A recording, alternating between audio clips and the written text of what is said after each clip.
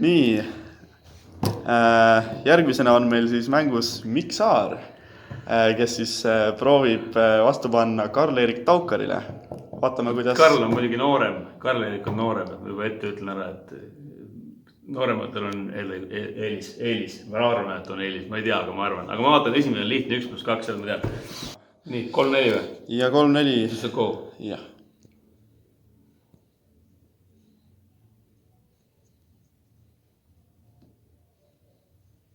Oota, see on siis 7 ja see on siis 17 äkki või? Ei, see on 7 lihtsalt, 3 on 18. Tämmut.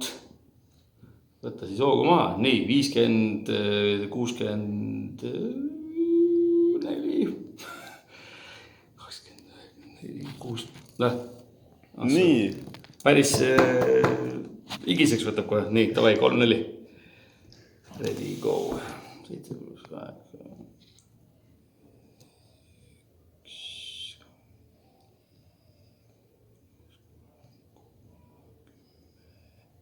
No nii, Mikul hakkab hoog sisse tulema. 75, ma arvan. 65. 80. 3+9 on, ütlen nüüd 18. Panen 18. 86. Oota, ei mäleta enam. 65. Noh, päris hääl juba. 3-4 või? 3-4, jah.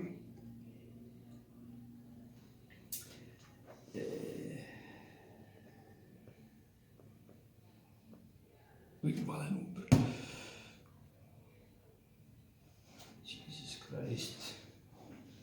Nüüd läheb küll pekki vist.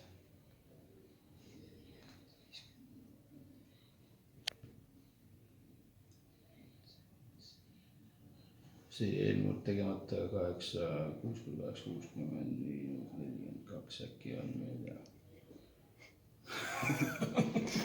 Nii, selline esimene. Oluliselt parem midagi. Jah, no pole hullu, saab veel proovida.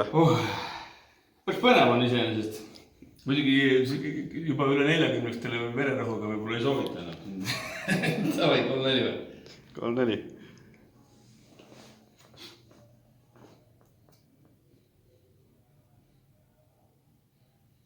Viis, 35 äkki on Jesus Christ.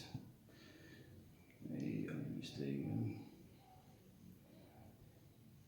30, 40, ütle nüüd 3, vale. 51 äkki. Nüüd läks lappama, täiega lappama. Ja nüüd on viimane proov, jah? Davai, viimane. No nii. Ma ole nüüd L ja anna mingid ilusaid numbrid mulle, mida ma tean. Issand, ma nüüd ei suuda neid arvutada. 20.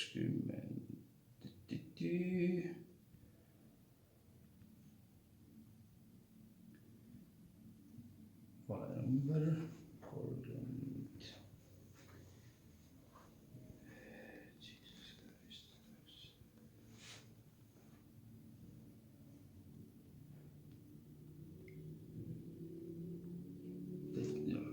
Kuule, see oli parem juba. Päris hea. No nii. Tegelikult võiks selle skoori 10 teha, kui ma teeksin kodus ühe päeva korrustabelit. Tegelikult siis saab skoori 10 küll. Palju Taukar sai? Taukar sai 10. Ma ütlen, see on 4 aastat noorem. See on see korrustabel on värskelt meeles. Hea küll, Taukar vedas selle.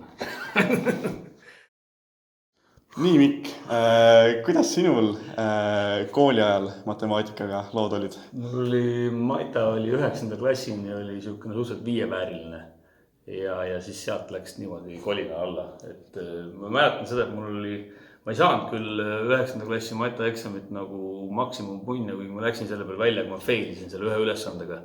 Et noh, meil oli siis, kui mina tegin, see oli see, et sa said valida mingisuguste tekstiülesannete vahel. Et siis kas sa võtad selle, et sa lähed maksimumi peale, võtad selle, et sa oled kindel 4. Et siis ma võtsin selle, et ma lähen maksimumi peale, ma failisin sellega, et ma sain niisugune, ei saanud. Aga siis oli see, et see oli nagu selge, 9. klassini oli nagu selge, arusaadav.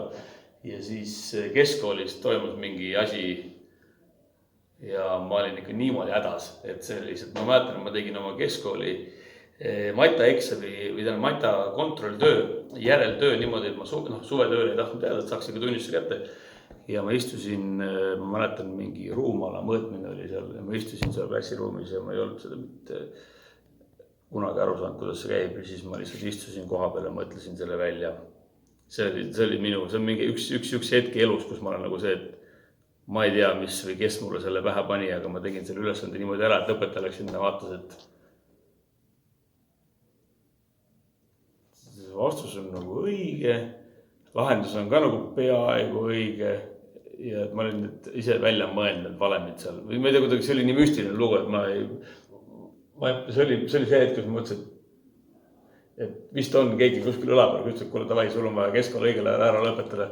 Ja lihtsalt see on müstiline, ma sain selle asja 3 tänu sellele asjale, mis ma mõtlesin välja, ma ei teadnud neid valemeid ja ma lihtsalt võtsin loogika appi ja tegin loogikaga. Aga tegelikult ma olin ikka hädas. Nagu näha.